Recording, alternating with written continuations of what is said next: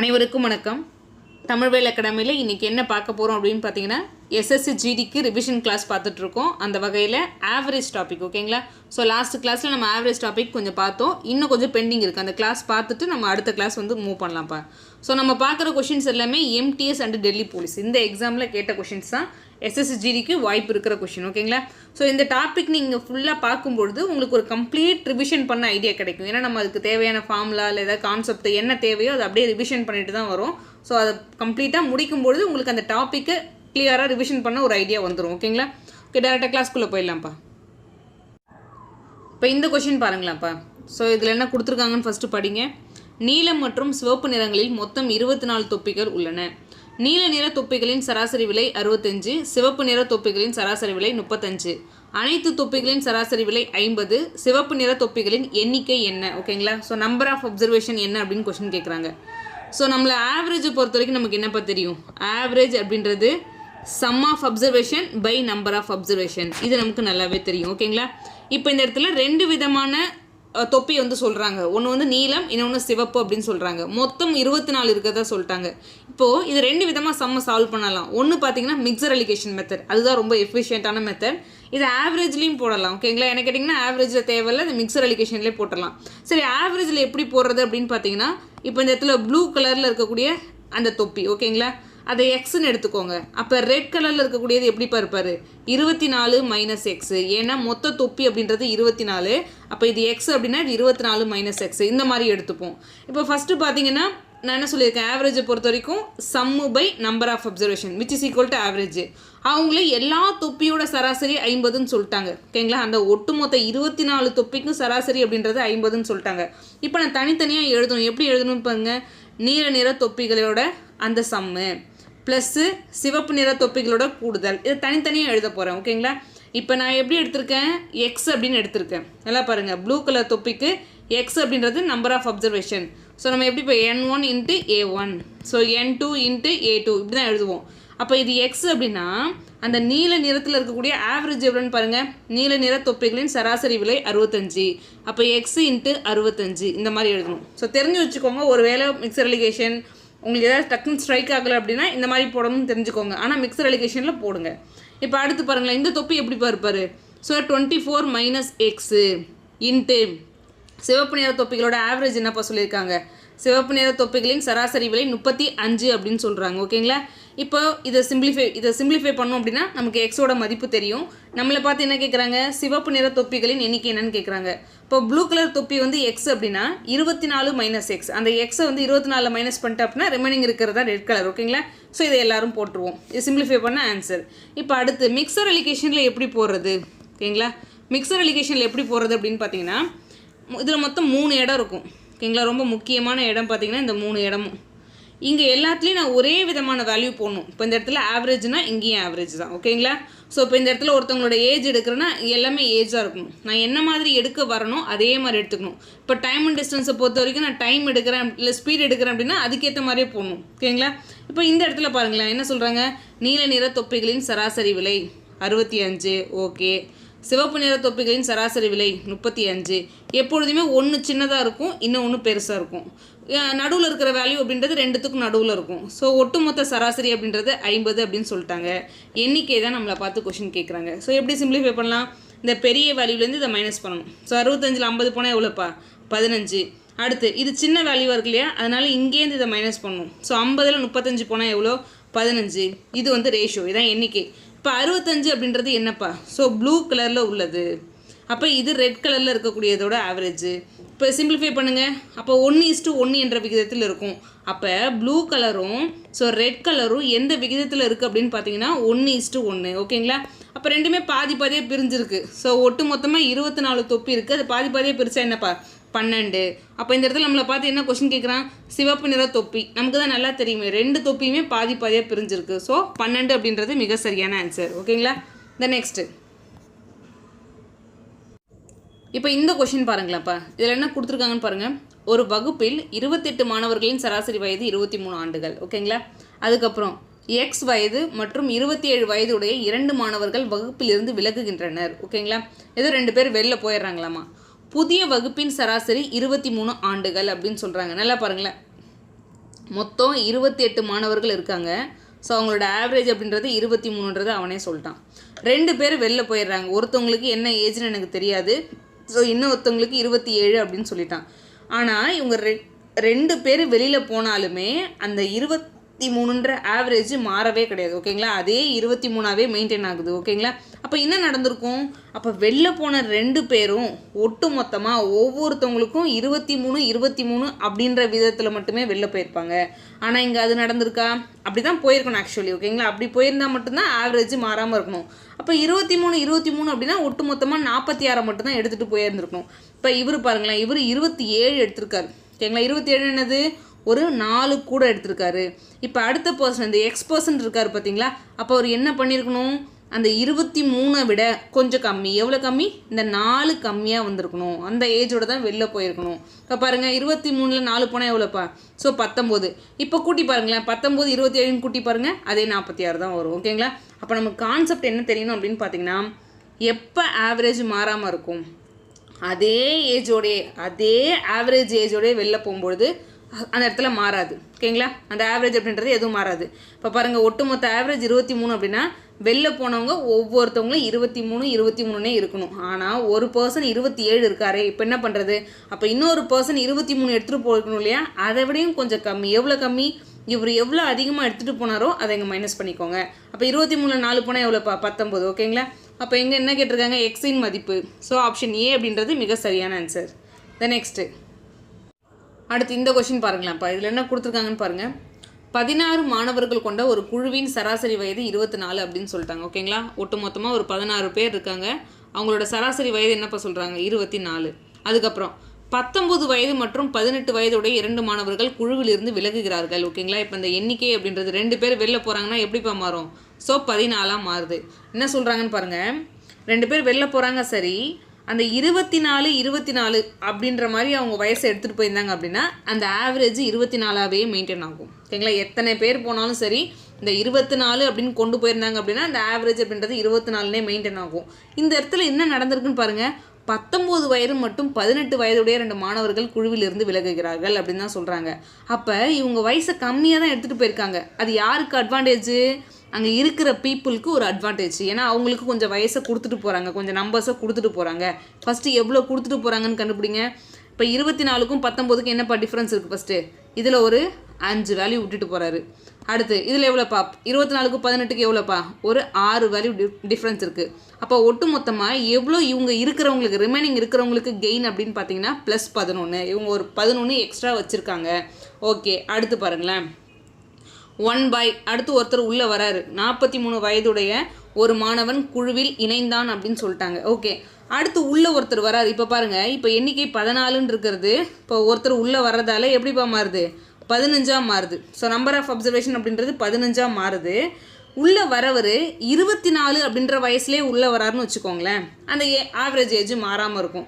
ஆனால் அவர் என்ன பண்ணுறாரு? 43. அப்போ எவ்வளோ எக்ஸ்ட்ரா எடுத்துகிட்டு வராருன்னு பாருங்கள். ஏற்கனவே ஒரு 11 அதிகமாக இருக்குங்க. ஓகேங்களா, அடுத்து பார்த்தீங்கன்னா உள்ளே வர்றவர் 43 எடுத்துகிட்டு வர்றாரு. 43 எவ்வளோப்பா? ஒரு 19 எக்ஸ்ட்ரா எடுத்துகிட்டு வர்றாரு. ஓகேங்களா, அப்போ அந்த 19 எத்தனை பேர் ஷேர் பண்ணிப்பாங்க? நல்லா பாருங்கள், 24 அப்படின்றது ஆல்ரெடி ஆவரேஜ் இருக்குது. இப்போ எவ்வளோ எக்ஸ்ட்ரா இருக்கோ அதை எத்தனை பேர் ஷேர் பண்ணிக்கணும்? 15 பேர் ஷேர் பண்ணிக்கணும். ஓகேங்களா, ஸோ எக்ஸ்ட்ரா எவ்வளோப்பா இருக்காரு? 19 + 11 எவ்வளோ? 20, 30. 30/15 எவ்வளோப்பா? 2. அப்போ ஆவரேஜ் என்ன நடக்குது? 2 இன்க்ரீஸ் ஆகுது. இப்போ நமக்கு தோணணும், ஏன் ஆவரேஜ் இன்க்ரீஸ் ஆகுது? ஏன்னா வெளில போன பர்சனும் எக்ஸ்ட்ரா விட்டுட்டு போயிருக்காங்க. ஓகேங்களா, உள்ளே வந்த பர்சனும் எக்ஸ்ட்ரா எடுத்துகிட்டு வந்திருக்காரு. ஓகேங்களா, அப்போ ஃபஸ்ட்டு அந்த எக்ஸ்ட்ரா எவ்வளோன்னு கண்டுபிடிக்கணும். இவர் ஒரு 11, இந்த 2 பேரும் சேர்ந்து ஒரு 11 விட்டு போயிருக்காங்க.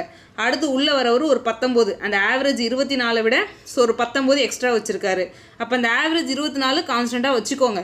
ப்ளஸ்ஸு எவ்வளோ எக்ஸ்ட்ரா வரப்போகுது ஆவரேஜ் தான் கண்டுபிடிக்க போகிறேன். இதை ஆட் பண்ணிங்கன்னா 30. ஸோ 30/15 எவ்வளோப்பா? 2. அப்போ ஆவரேஜ் எவ்வளோ இன்க்ரீஸ் ஆகுது? ஒரு 2 வேல்யூ இன்க்ரீஸ் ஆகிட்டு 26 மாறுது. அவ்வளோதான். ஓகேங்களா, இந்த நெக்ஸ்ட்டு இப்போ இந்த கொஷின் பாருங்களாப்பா. 67 கிலோ எடையுள்ள ஒருவருக்கு பதிலாக புதிய ஒருவர் வரும்பொழுது 9 நபர்களின் சராசரி எடை 3.5 kg வந்து கூடுதாமா. இப்போ கொஞ்சம் யோசிச்சு பாருங்களேன். 67 கிலோ எடை இருக்க ஒரு நபரை புதுசாக ஒரு நபர் வந்து ரீப்ளேஸ் பண்ணுறாரு. உள்ளே வரவர் அதே 67 வராரு அப்படின்னா அந்த ஆவரேஜ் கண்டிப்பாக மாறியிருக்காது. கரெக்டுங்களா? உள்ளே வரவர் அதே 67 வராருன்னா கண்டிப்பாக ஆவரேஜ் மாற போகிறது கிடையாது. அப்போ 9 பேருக்கு 3.5 kg அதிகரிக்குது அப்படின்னா ஓகேங்களா, இந்த இடத்துல ரீப்ளேஸ்மெண்ட் தான், ஒருத்தர் போயிட்டு ஒருத்தர் வராரு. அப்போ எண்ணிக்கை ஒன்றும் கூட போகிறதோ குறைய போகிறதோ கிடையாது. ஓகேங்களா, அப்போ பாருங்கள் 9 பேருக்கு 3.5 kg அதிகரிக்குது அப்படின்னா உள்ளே வர்றவர் அந்த 67 வந்திருக்க மாட்டார், கூடுதலாக கொஞ்சம் எடுத்துகிட்டு வந்திருப்பார். புரியுதுங்களா, அந்த கூடுதல் எவ்வளோ? ஸோ எத்தனை பேருக்கு இப்போ அதிகரிக்குது? 9 பேருக்கு 3.5 kg ஆவரேஜ் அதிகரிக்குது. இப்போ இந்த இடத்துல 9 பேருக்கு 3.5 kg இன்க்ரீஸ் ஆகுது அப்படின்னா இதை அப்படியே ப்ராடக்ட் பண்ணிக்கலாமா? ஸோ 9 × 3 எவ்வளோப்பா? 27. 9 × 6 எவ்வளோப்பா? 4.5. ஓகேங்களா, அப்போ இதை நம்ம ஆட் பண்ணால் 31.5 கிடைக்கும். எக்ஸ்ட்ரா எவ்வளோ? 31.5. அப்போ உள்ளே வரவர் பாருங்கள் 67 வந்திருக்க மாட்டார், அது கூட கொஞ்சம் எக்ஸ்ட்ரா எவ்வளோ?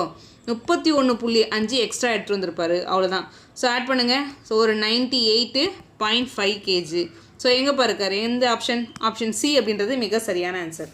அப்போ பேசிக்காக ஒரு கான்செப்ட் தான், ஆவரேஜை பொறுத்த வரைக்கும் உள்ளே வர்றவங்களும் சரி வெளில போகிறவங்களும் சரி அதே ஆவரேஜோடையே வராங்க அப்படின்னா எந்த மாற்றமும் வராது.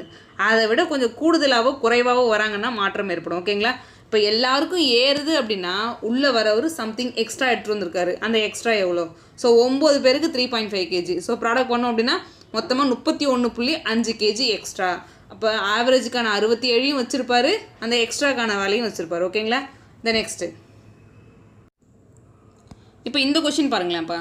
முதல் எண் இரட்டைப்படை இயலெண்களின் சராசரி 55 ஆகும்னு சொல்லிட்டாங்க. எண்ணின் மதிப்பு என்ன அப்படின்னு தான் கொஷின் கேட்குறாங்க. ஓகேங்களா, இப்போ நான் என்ன பண்ணணும் அப்படின்னு பார்த்தீங்கன்னா, முதல் எண் இரட்டைப்படை எண்ணாக இருந்துச்சு அப்படின்னா அதோட கூடுதலுக்கான என்ன ஃபார்முலா, ஆவரேஜுக்கான என்ன ஃபார்முலான்னு நமக்கு தெரிஞ்சிருக்கணும். அதே மாதிரி முதல் எண் ஒற்றைப்படை எண்ணாக இருந்தாலும் ஸோ ஃபார்முலா என்ன நம்ம தெரிஞ்சு வச்சுக்கிறது ரொம்ப நல்லது. ஓகேங்களா, இப்போ பாருங்களேன், ஃபஸ்ட்டு எண் இரட்டைப்படை எண்கள் என்னப்பா? So 2, 4, 6, 8 up to dot n terms வரைக்கும். அதுவே ஒற்றைப்படை அப்படின்னா 1, 3, so 5, 7 up to n terms வரைக்கும் வருவார். ஓகேங்களா, இந்த ஆவரேஜுக்கான ஃபார்முலா என்ன அப்படின்னு பார்த்தீங்கன்னா n × n+1. ஓகேங்களா, இது n² அப்படின்னு சொல்லுவாங்க. ஆவரேஜ் கிடையாது, சம்முக்கான ஃபார்முலா, கூடுதலுக்கான ஃபார்முலா. இது எல்லாமே சம்முக்கான ஃபார்முலா. ஓகேங்களா, என்னன்றது என்ன அப்படின்னு பார்த்தீங்கன்னா நம்பர் ஆஃப் டேர்ம்ஸ். இப்போ பாருங்களேன், இப்போ நான் வந்து 2, 4, 6, 8, 10 இப்படி சொல்கிறேன். ஸோ இதோட கூடுதல் சொல்லுங்கள். இது என்னப்பா? முதல் எண் இரட்டைப்படை எண். ஓகேங்களா, இதோட கூடுதல் காண்க அப்படின்னா n × n+1. ஸோ கடைசியில் 10ன்னு இருக்காரு, அப்போ 10 × 10 + 1 11 அப்படின்னு போட்டு பெருக்கக்கூடாது. ஸோ நம்பர் ஆஃப் டேர்ம்ஸ் எவ்வளோ நம்பர் ஆஃப் டேர்ம்ஸ் இருக்காங்க? மொத்தம் 5. அப்போ 5 × 5 + 1. ஓகேங்களா, ஸோ ரெண்டுத்தையும் பெருக்கி பாருங்கள். 5 × 6 எவ்வளோப்பா? 30. அப்போ இதோட ஒட்டுமொத்த கூடுதல் அப்படின்றது நல்லா பாருங்கள், சம் அப்படின்றது 30. ஸோ ஆட் பண்ணி பாருங்கள். 10 + 8 18, 18 + 2 20, 20 + 10 ஒட்டு மொத்தமாக 30. இந்த இடத்துல ஆவரேஜ். ஓகேங்களா, சாரி கூடுதல். ஒருவேளை ஆவரேஜ் கேட்குறாங்கன்னா நம்ம என்னங்க பண்ணுவோம்? ஸோ ஆவரேஜுக்கான ஃபார்முலா என்ன? ஆவரேஜ் அப்படின்றது sum of observation by number of observation. கரெக்டுங்களா, ஒட்டுமொத்த சம் எழுதிப்போம், அது கீழே எவ்வளோ நம்பர்ஸ் இருக்கோ அதை போடுவோம். இப்போ இந்த இடத்துல பாருங்களேன், இது கீழே போய் நம்பர் ஆஃப் அப்சர்வேஷன் நான் என்னன்னு போடுறேன் அப்படின்னா இந்த எண்ணுக்கும் கேன்சல் ஆகிடுமா? அப்போ n+1 அப்படின்றது என்னப்பா? ஸோ இந்த n+1 அப்படின்றது ஆவரேஜ்க்கான ஃபார்முலா. ஓகேங்களா, தனியாக கூட எழுதிக்கோங்க. n × n+1 அப்படின்னா சம்முக்கான ஃபார்முலா, அதுவே n+1 அப்படின்றது ஆவரேஜ்க்கான ஃபார்முலா. இங்கேயும் அதே தானே, n² n எழுதுகிறேன். n² n அடிச்சு போட்டால் என்ன போகிற n. அப்போ முதல் எண் ஒற்றைப்படை எண்கள். ஓகேங்களா, சம் ஆவரேஜ் ஆஃப் ஃபஸ்ட்டு எண். ஸோ ஆட் நம்பர் அப்படின்னு சொல்கிறாங்க அப்படின்னா அதில் எவ்வளோ நம்பர் ஆஃப் டேர்ம்ஸ் இருக்கோ அதான் ஆவரேஜ். ஓகேங்களா, ஏன்னா n² n வரும், n கேன்சல் ஆகிட்டு ஒரே ஒரு n மட்டும் இருக்கும். அப்போ எவ்வளோ நம்பர் ஆஃப் டேர்ம்ஸ் இருக்கோ அதான் ஆவரேஜ். இப்போ இந்த இடத்துல பாருங்கள் நமக்கு என்ன கொடுத்துருக்காங்கன்னு பாருங்கள். ஆவரேஜ் ஆஃப் ஃபஸ்ட்டு எண், அது முதல் எண் இரட்டைப்படை எண்களின் சராசரி 55. அப்போ இந்த 55 அப்படின்றது எதுக்கு நிகரான வேல்யூ? கொஞ்சம் யோசிச்சு பாருங்கள். சராசரின்னு சொல்கிறாங்க, முதல் எண் இரட்டைப்படை எண்கள் அப்படின்னு சொல்லிட்டாங்க. இப்போ ஆவரேஜ்க்கு ஃபார்முலா என்னப்பா? n+1.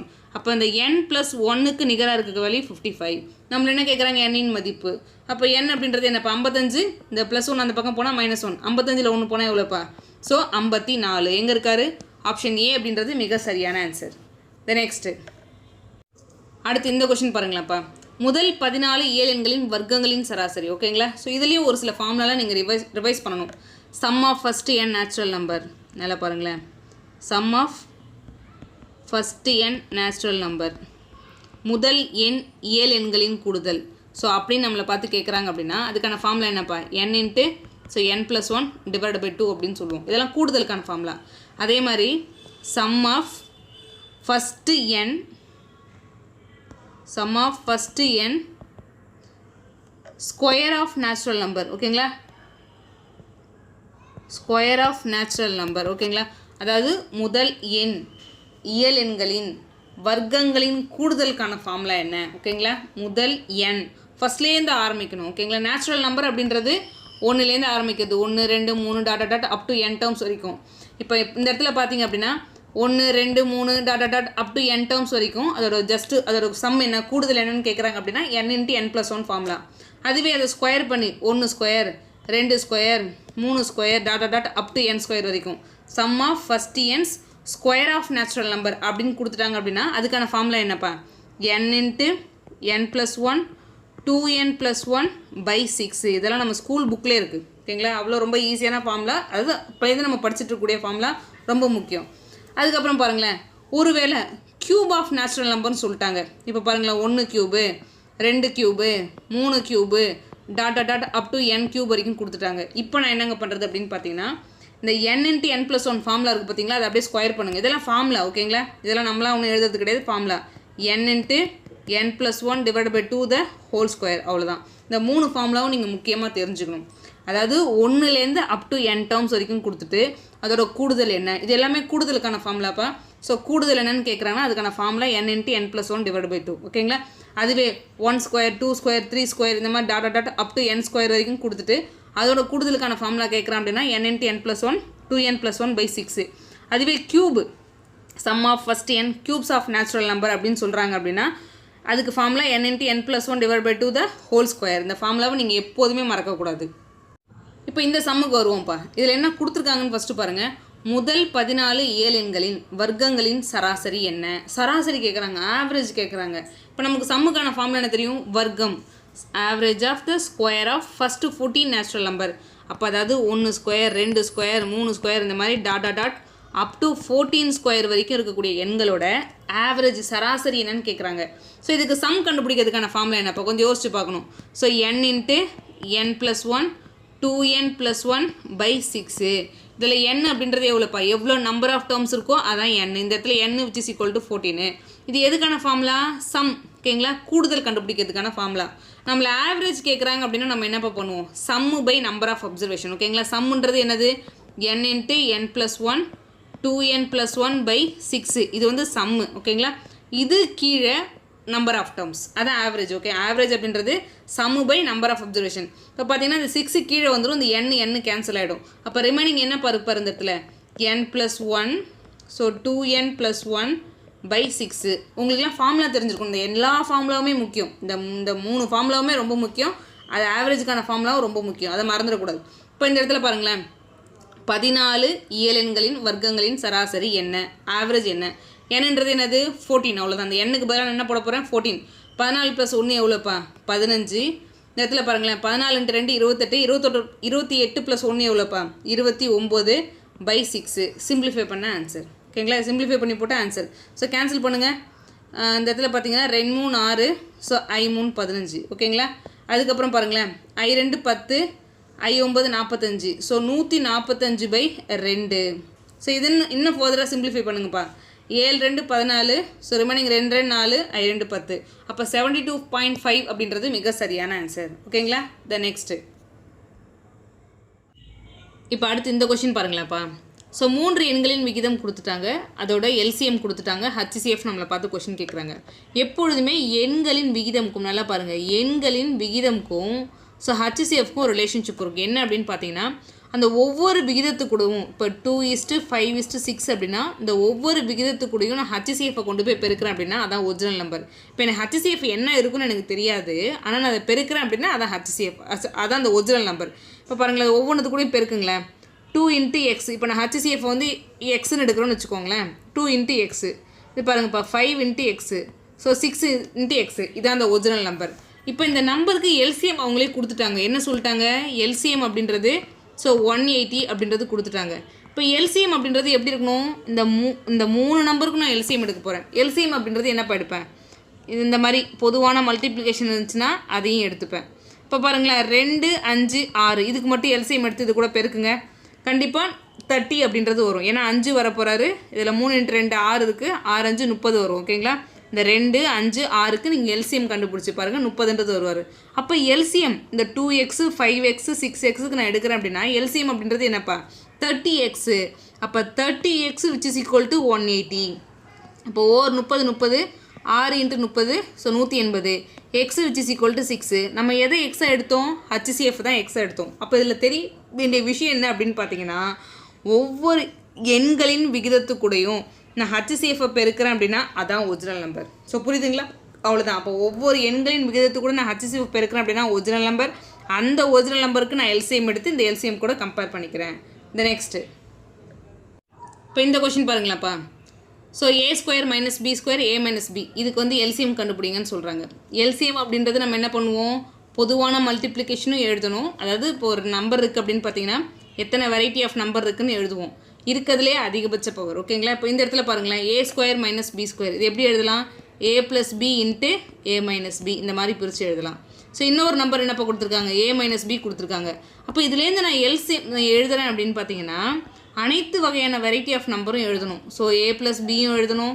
அதுக்கப்புறம் பார்த்தீங்கன்னா a - b இதை அகைன் சிம்பிளிஃபை பண்ணி பார்த்தோம் அப்படின்னு பார்த்தீங்கன்னா a² - b² தான் வரும். இது நல்லா தெரிஞ்சவங்க பார்த்தோன்னே முடிவு பண்ணிடலாம். ஸோ இப்போ இந்த இடத்துல a² - b² இருக்காரு, இங்கே a - b. இந்த a² - b² ஒரு a - b அடக்கும். ஓகேங்களா? நம்ம எல்சிஎம் அப்படின்றது ரெண்டுத்தை கம்பேர் பண்ணி இருக்கிறதுலே அதிகபட்ச வேல்யூ தான் எடுப்போம். ஸோ அப்போ இதுதான் நம்மளோட எல்சிஎம். எங்கே இருக்காரு? ஆப்ஷன் சி அப்படின்றது மிக சரியான ஆன்சர். ஓகேங்களா? இந்த நெக்ஸ்ட்டு இப்போ இந்த கொஷின் பாருங்களாப்பா. வகுத்தல் முறையில் 2 எண்களின் மீப்போவா காணும் பொழுது அடுத்தடுத்த ஈவுகள் முறையே 6 3 2 மற்றும் 2 ஆகும். இறுதி வகுப்பான் 4 அப்படின்னு சொல்கிறாங்க. அதாவது HCF பொறுத்தளவுக்கு நம்ம எப்படி கண்டுபிடிப்போம் அப்படின்னு பார்த்தீங்கன்னா இதுக்கு வந்து ஒரு லாங் டிவிஷன் அப்படின்னு ஒரு மெத்தட் இருக்குப்பா. ஓகேங்களா? லாங் டிவிஷன் மெத்தட் அதான் வந்து இந்த வகுத்தல் முறை அப்படின்னு சொல்லுவாங்க. இந்த முறை எப்படி இருக்கும் அப்படின்னு பார்த்தீங்கன்னா இப்போ 2 நம்பர் இருக்குன்னு வச்சுக்கோங்களேன், 12 18. இதுக்கு நான் எல்சிஎம் HCF கண்டுபிடிக்கணும் அப்படின்னு பார்த்தீங்கன்னா சின்ன நம்பரை கொண்டு பெரிய நம்பரை வகுப்பாங்க. இதை வகுத்து பார்த்தீங்க அப்படின்னா உங்களுக்கு என்னப்போ கிடைக்கும்? 1 டைம்ஸ் ஆஃப் 12 12 கிடைக்கும். ரிமைனிங் ஒரு 6 இருக்கும்.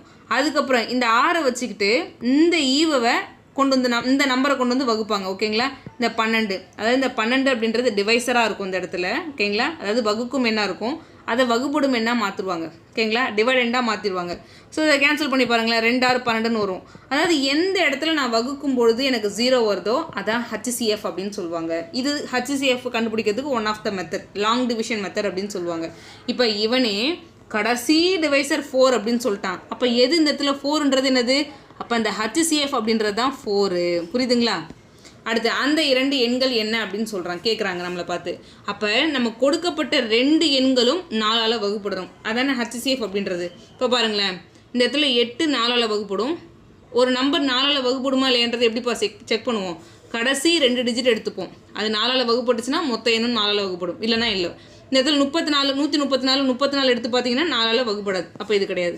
ஸோ இந்த இடத்துல பாருங்களேன், 212 78 இது கண்டிப்பாக 4ஆல் வகுப்படும். அதுக்கப்புறம் இந்த இடத்துல பாருங்களேன், இது 4ஆல் வகுப்பெறுமா?